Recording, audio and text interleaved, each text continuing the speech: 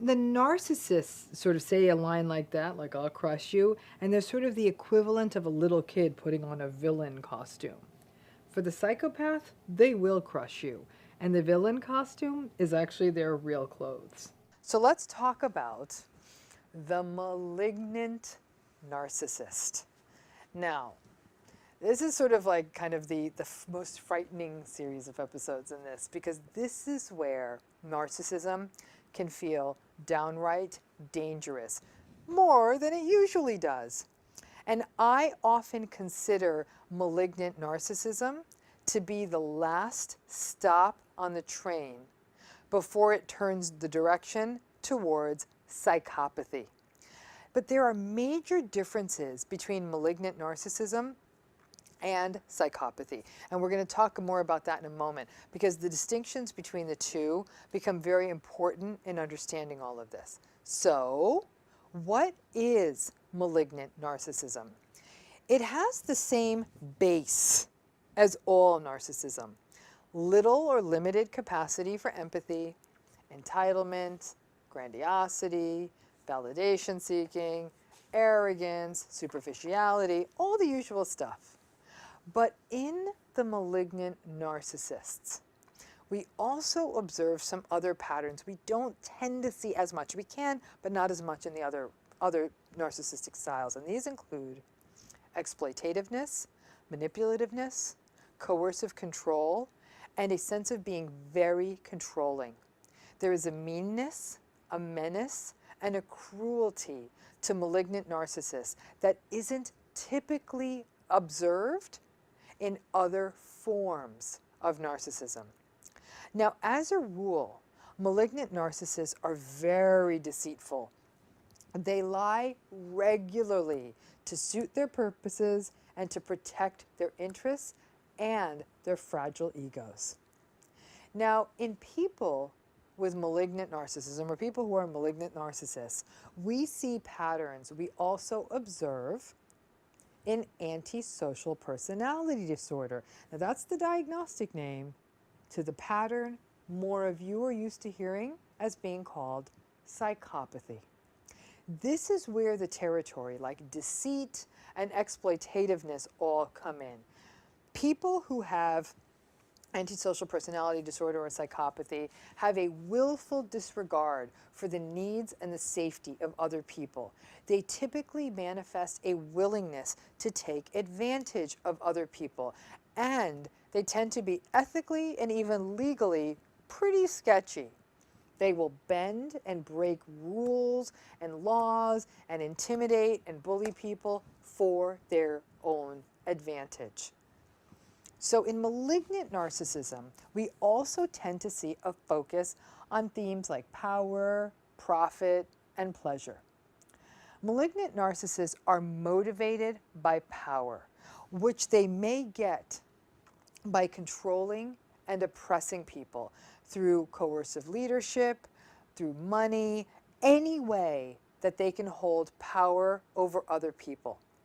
They also put their pleasure ahead of the needs of others and even basic safety of others. This tendency means that malignant narcissists, often pursue sexual partners with absolute abandon. And it's really almost like a numbers game for them, or a perversion game for them. And they're also drawn to other addictive or compulsive behaviors. And these can include things like drug abuse, shopping, spending, or gambling. Now, some people may even describe malignant narcissists as being sort of intense, because a malignant narcissist has an almost obsessive focus on the things that bring them power and pleasure. And frighteningly so, this is one of the reasons malignant narcissists become very successful. They become so focused on making money that that's their everything. Now, malignant narcissists can also be quite aggressive. And that aggressiveness can be manifested physically through violence, but also through very psychologically abusive displays of anger, insults, and interpersonal cruelty towards other people. These could be their partner, their family, their friends, anyone. Now, in this way, it's not surprising that malignant narcissists are at a much higher likelihood of abusing their partners and family members, other close associates, and even anyone else who might be in their purview. That could include people that are employees, and that could also include people who are business associates. So interestingly, one pattern we also tend to see in malignant narcissism is almost borders on paranoia. This came up also when we talked about covert narcissism, but this goes well beyond the usual hypersensitivity we see in more classical, grandiose narcissists. So, for example, being overly sensitive even in the face of a constructive critique or normal feedback, or just feeling chronically victimized. In contrast, malignant narcissists often believe that other people are out to get them or are against them. They will often hurl all kinds of unfounded, unsubstantiated accusations about the loyalty or the honor of other people around them. So, for example, they may do something like accusing a partner completely wrongfully of cheating, or they might accuse a family member or a business partner of cheating. You know, ironically, it is far more likely that they are the one that is engaging in the shady, unethical behavior that they would be accusing someone else of. It's as though they're taking so much advantage of other people, they must be assuming everyone else is doing it to them too.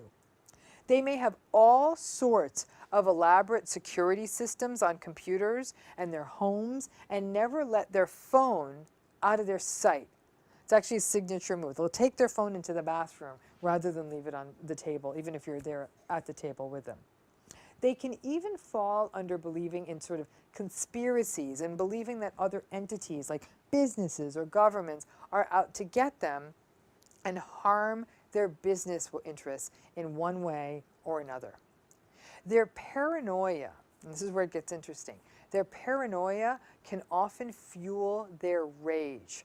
So this just isn't your good-natured conspiracy theorist that you can sort of laugh at and sort of joke about. These are people who really angrily, sometimes even violently rage at people they incorrectly believe are out to harm them.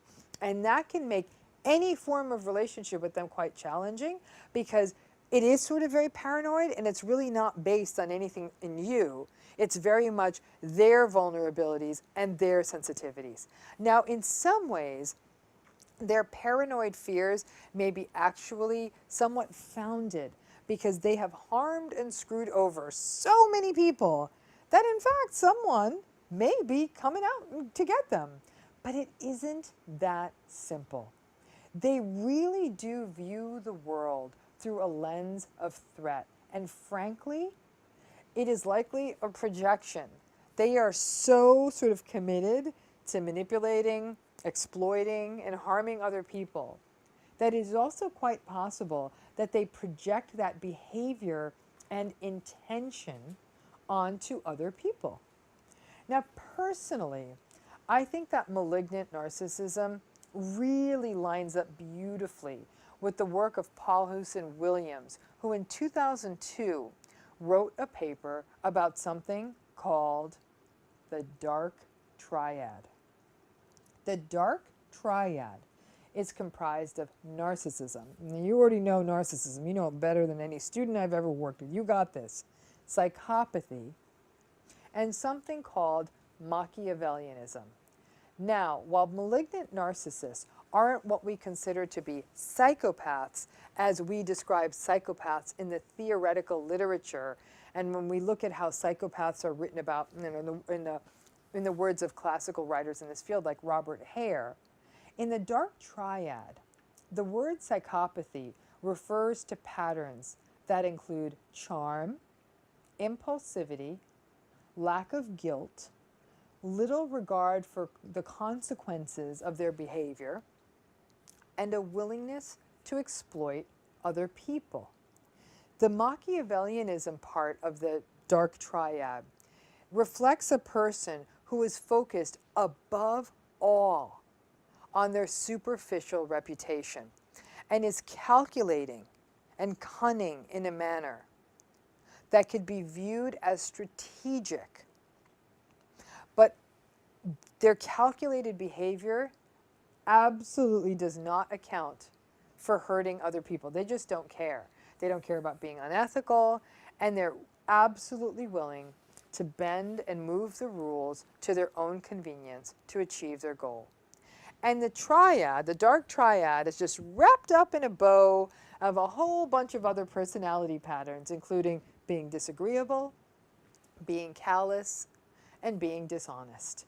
This is not a nice pattern, and yet take a good hard look at lots of leaders out there, world leaders, local leaders, corporate leaders, educational leaders, and they fit the dark triad model quite well. Now, listen, as much as I'd love to, I'm not going to get into the philosophical argument of why we have fallen so far in our societies. If you want that, go read my book, because it's in there. But for now, let's stick to how this pattern looks. The dark triad definitely captures many of the themes of the malignant narcissist. And when you think about it, it really gives you a sense of how potentially dangerous this pattern is. So here begs the question, why would malignant narcissists, with all of their menace and manipulation and coercion, be attractive to anyone? For all the usual reasons that all of these narcissists are attractive, especially the grandiose narcissist. We find malignant narcissists attractive because just like their grandiose buddies, they can be very charming, they can be very charismatic, all the usual stuff. They can be so confident and almost fearless that it looks like swagger. And there is a seeming almost fearlessness that pervades everything that they do. So they may seem like they're much more strong or brave than other people. And this can often trick people who are drawn to relationships that will allow them to feel secure and comforted. And that sort of swaggery fearlessness can create a false sense of comfort, like this person will always go to blows for me. It's a very, very dangerous precedent I've seen in many relationships with malignant narcissists. Now, malignant narcissists may also tend to come on a bit strong. They are more driven by dynamics such as power and control than other narcissists may be. And sadly, these initial peeks in at how controlling that they are can be misinterpreted as someone who's really into you because it's so intense. And this intensity can easily be misinterpreted as intense interest or intense passion rather than as being the foreshadowing of menacing and potentially dangerous control. Because they are so manipulative and exploitative, early on, they may actually seem quite attentive. And just like the wolf in Little Red Riding Hood, they'll give you that, the better to know you, my dear. It's creepy and it's unsettling. Now, in that early stage, though, a lot of their intensity is on intelligence and information gathering about you. They're learning your vulnerabilities, your pressure points, and soon enough, they will turn around and use all that information they gathered to frighten you, control you, and manipulate you. These relationships, sadly, almost pull for a dynamic of obedience. A person may pretty quickly fall into exactly what the malignant narcissist wants. And there's a complex set of reasons for why people almost get into this sort of obedient framework with the malignant narcissist. This can include fear of their overpowering rage, hope that you might win them over if you do exactly what it is they want you to do, as well as long-standing patterns that may have long predated the malignant narcissist in your life of having to capitulate or give in to narcissists since you were a child. And this sort of paralysis of fear is what allows malignant narcissists to draw people in and keep people in. People want to believe the narrative, and malignant narcissists are selling the narrative that they want to believe. Malignant narcissists are the best salespeople around, and they will just keep you on the hook, dangle it there, future faking, whatever it takes to keep you there until they get what they want from you, and then cut you off and leave you to suffer with no or little conscience. I told you, with malignant narcissists, we often make them our leaders. They could be a local leader, they could be a club leader, they could be a national leader, because we often view them as bold, outspoken, and courageous. And that's often because they are so callous, so they're so willing to make those uncomfortable and unpopular decisions, but the decisions they make are the decisions that will get them what they want. If they just happen to line up with making profits or what other people want at that time, interestingly, people will just blindly go along with their dangerous behavior.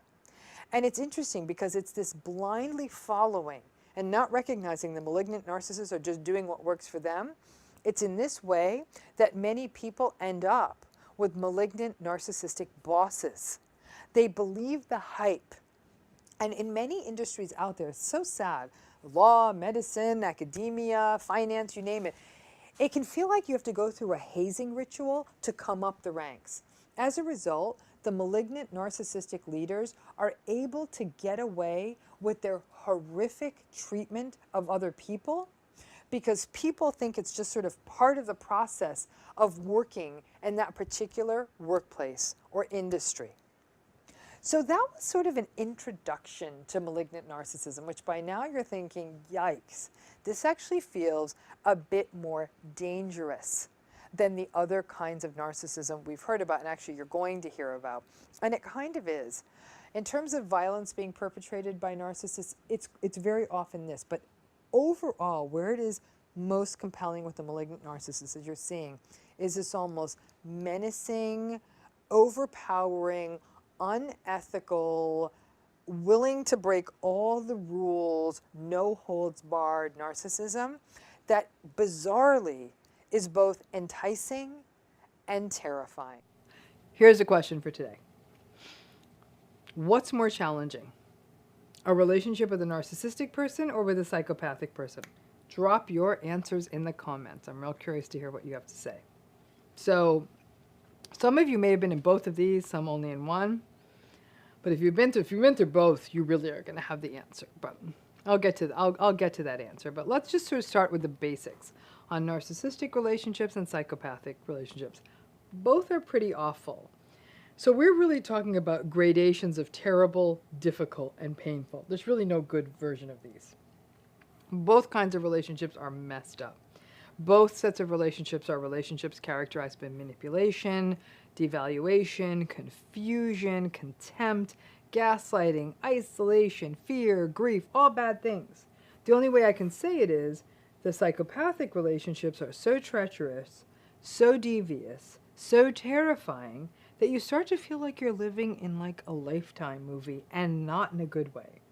Once everything that happens in the relationship all comes to light, these relationships are so perverse that a person in the relationship really does feel like they have been in something otherworldly.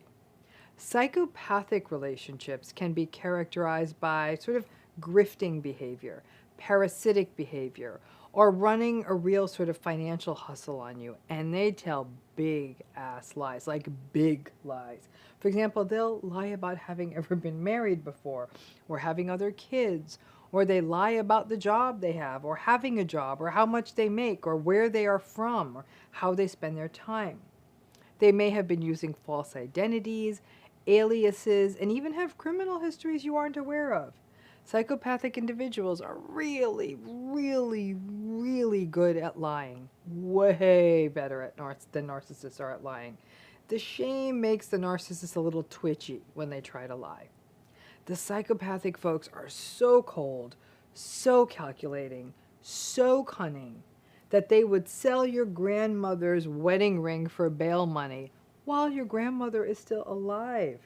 It's scary, and the social costs of psychopathy are actually quite high in terms of criminality and recidivism and all of it. Once you share your story about the relationship, you might get a lot of, oh, wows, and people will see it and even get it because it's so chilling. Like I said, it almost feels like a movie. And you may feel like you've been through the ringer and terrorized, stunned by how you got played. But ultimately, it all slowly adds up. And many survivors of psychopathic relationships are angry at themselves because they feel foolish for sort of being played. And you are not foolish. You were played by a professional deceiver. It's just what they do. All of us would be vulnerable. Now, the narcissistic relationship, in contrast to the psychopathic relationship, is actually a bit more complicated. Narcissists in some ways are kind of like psychopath wannabes because they can't quite get the lying down right, and all that insecurity and the shame and the anxiety stop them. For the narcissist, the grandiosity is a defense. For the psychopath, they kind of believe their own hype, so it's a more consistent grandiosity. And it's basically a don't mess with me or I'll crush you kind of grandiosity. The narcissists sort of say a line like that, like I'll crush you, and they're sort of the equivalent of a little kid putting on a villain costume. For the psychopath, they will crush you, and the villain costume is actually their real clothes. Now, with the psychopathic individuals, the charm and the charisma are even more shallow than it is for the narcissists, if you can believe that. For psychopaths, the charm and charisma are just a way of getting their grift and their shakedown on, a way to get a foot into the door. For the narcissistic person, the charm and charisma are once again a way for them to cover up their insecurities and to get validation and attention, which they desperately need. Psychopaths aren't really looking for validation. They really don't care what any of us think of them. They want power, dominance, and complete control. Narcissistic people want those things too, but in the service of their own sort of sense of kind of almost a powerlessness or a striving to be something more. The psychopaths don't have that neurotic underbelly. So that's going to make these very different kinds of relationships. So when you're in a relationship with a narcissistic person, there are some normal days, sometimes even normal weeks or months.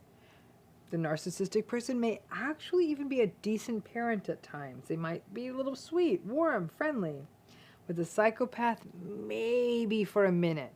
But there's a real discomfort that psychopathic people have at these warm types of interacting. And in terms of the parenting, if they have children, and many psychopaths do have children, it may be more of a power grab, a way to, I don't know, assert masculinity or some other culturally valued quality, a way to build a legacy or a dynasty. It's in essence, they're sort of breeding their own soldiers to take over their stuff because they don't trust anybody else. Having children may be a way for them to isolate someone. It may be unintended, and in unintended cases, they'll probably abandon the mother and the child. Some narcissistic people actually do welcome parenthood, though they definitely don't have the patience for it. They may like the validation they get from a worshiping little child. They may like the identity or the sort of social status they get from it. But many of you out there co-parenting with narcissistic people will begrudgingly know that, yeah, sometimes your kids do have fun with their other parent, even if the discipline and food choices aren't on point. The psychopath will not be a Disneyland parent. They can't be bothered. Lots of narcissists can be really good Disneyland parents. Psychopaths start to become interested in their children, if they have them, when they are useful to them. So that starts around late adolescence and early adulthood. So that's where psychopaths may actually waft back into their children's lives at that point.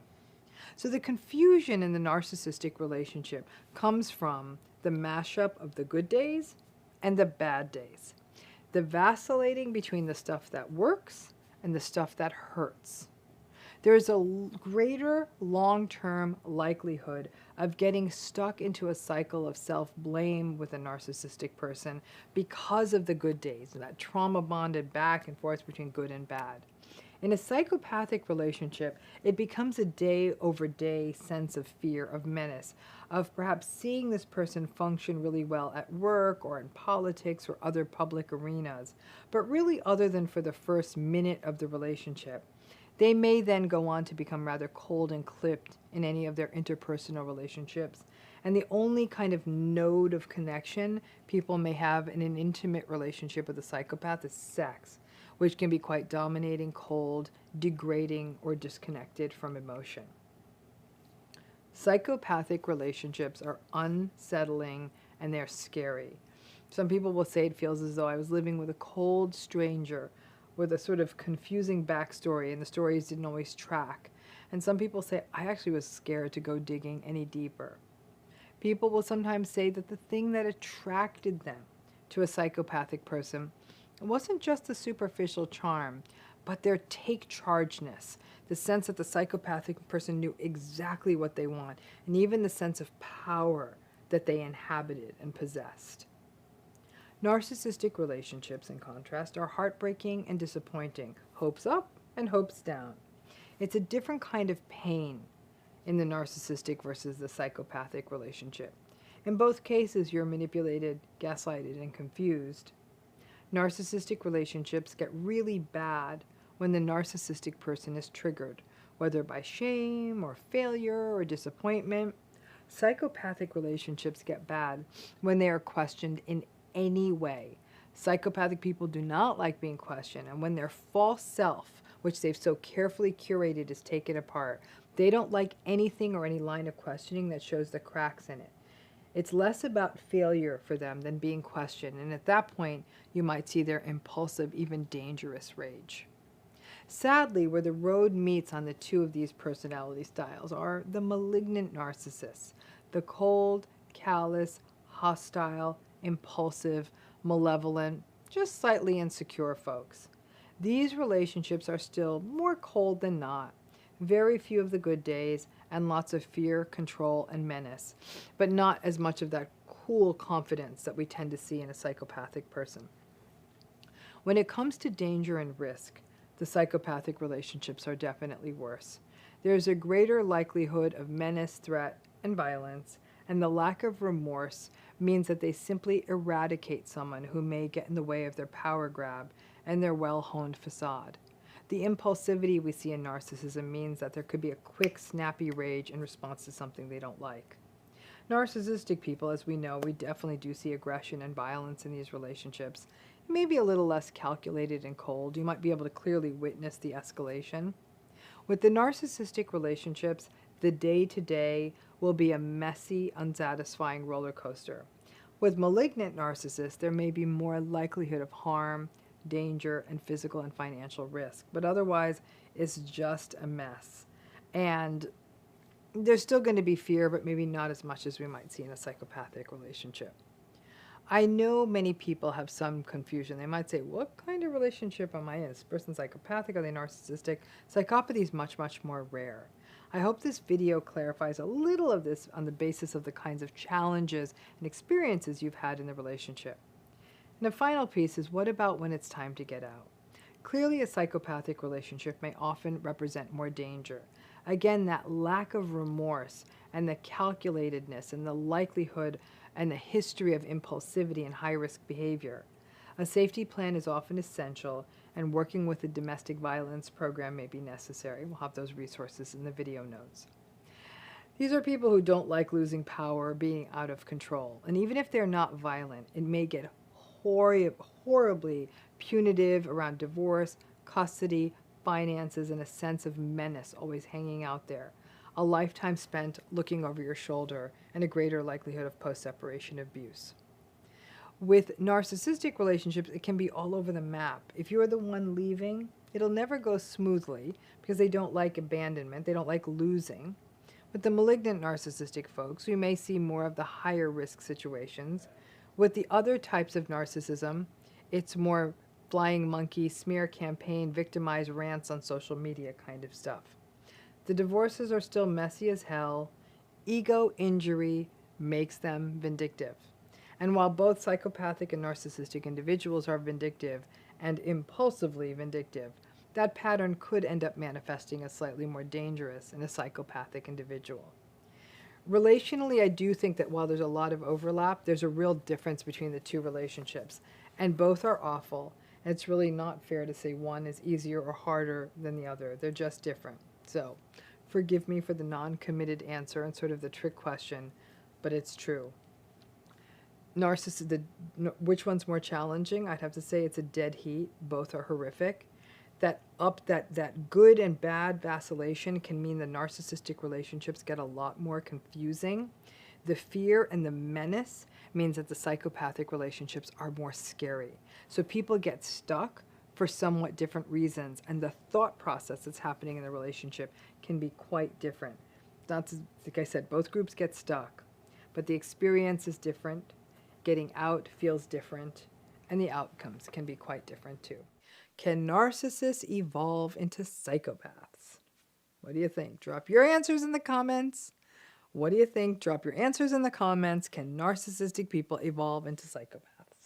Well, this is a real question. I'm trying to imagine like the fish coming out of the evolutionary sea and standing up as psychopath, right? Well, the narcissism versus psychopathy conversation is a popular one as people try to make sense of the toxic and the antagonistic people in their lives and try to determine whether the person or people in their lives are full-on narcissistic or whether it might be something even more sinister like psychopathy.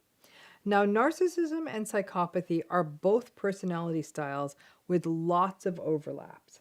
The overlaps are things like the lack of empathy, the entitlement, the grandiosity, the arrogance, the incapacity for true intimacy, treating other people as objects to get their needs met. But the place where narcissism and psychopathy diverge is pretty major. Narcissism is very much built on a foundation of insecurity and fragility. Narcissistic people are thin-skinned, reactive, and very, very sensitive to any form of feedback, criticism, anything like that. Narcissistic people can also feel guilty, ashamed, and remorseful when they do bad things or get caught. Not necessarily from a place of empathy, but because that bad thing they did makes them look bad, but they know when they've done a bad thing, and they tend to get a little bit shamey at those times. Now, psychopathy, we don't see the fragile insecurity there. We may see a sort of paranoid reactivity at times, things like, you looking at me kind of thing. Anything that feels like a challenge to their authority. But it's not about hurt, sensitive feelings per se, like we'd see in narcissism. And the ringer is the lack of remorse. Psychopathic people don't feel bad when they do bad things. They barely know that they're bad things. They just do them because it's what works for them and allows them to maintain power and dominance. Narcissistic people know what empathy is and are capable of cognitive empathy and even what can even pass for niceness when they're having a really good day and they feel secure and they're well supplied.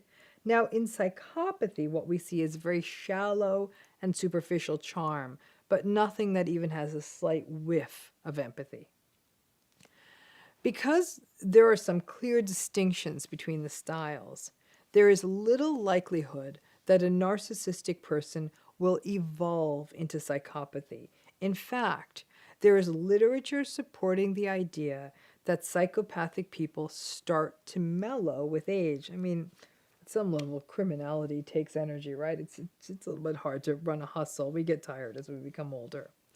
They don't become sweet, but the psychopaths may not be as dangerous. Now, malignant narcissism is where the psychopathy narcissism overlap is the most pronounced. And then we veer into the territory of the dark tetrad: narcissism, psychopathy, Machiavellianism, and sadism. I'm a big fan of the tetrad model because it does make allowances for how much overlap there is between all of this rather than trying to chop it all up into psychopathy versus narcissism. I think there is so much overlap. Now, psychopathic people tend to either end up in prison or as they get older, devoid of any meaningful contacts, especially later in life. They may end up in nursing homes if they end up having enough money later in life, or maybe someone in their home that cares for them. Some psychopathic folks end up without a place to live or go, and they're very, very unlikely to have supports around them other than people who are paid to be with them. Now, narcissistic people do keep people in their lives.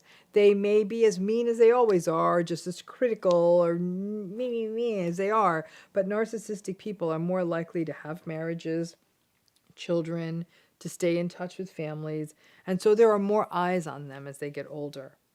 Narcissistic older adults tend to think that they are more capable of being able to do things than they are. They remain very selfish, and they tend to burn out the people who are living with them or caring for them. The tricky bit with these antagonistic and toxic personality styles like narcissism and psychopathy is the level of overlap. So it's really difficult to tell where one ends and the other begins. I've worked with tons of narcissistic clients in my practice, some of whom were really mean. I have never worked with somebody psychopathic in my clinical practice. All of the narcissistic clients that I've ever worked with, that insecurity was close to the bone and ready to pop out all the time. As you can imagine, psychopathic folks rarely end up in therapy. If they do, it tends to be court mandated or it's happening in a prison setting. Genetics play a role too, and there's a stronger evidence base on the genetics of psychopathy, and there's also neuroimaging research showing that psychopathy has some clear neural substrates. That research support is also really lacking when it comes to narcissism. It was interesting because I was, when I was thinking of this video, this idea, can narcissism go to psychopathy? Well, I was reading a news story today. It's about this guy. The guy killed an employee. Then he proceeded to kill his own family members to distract from his other murder, and then used other misfortunes that his family was associated with to create a better alibi. There was seemingly, literally no remorse. He was killing family members just to protect himself. But by all reports, this person was valued as a business person in his community.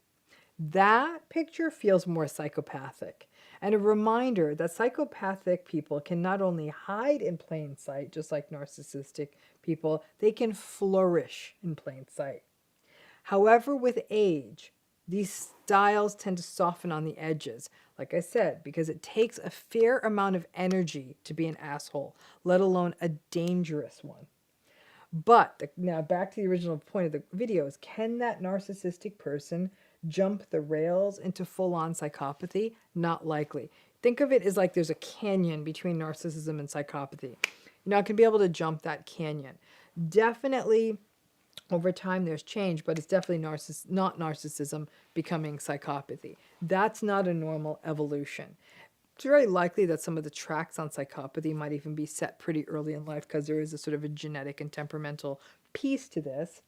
There is a temperamental piece to narcissism as well, but like I said, they tend to go in very different directions. We tend to see different childhoods, but one might wonder, it's like a diamond, right? Put enough pressure on carbon, you'll get a diamond. If you put enough pressure on narcissism, you're not going to get psychopathy.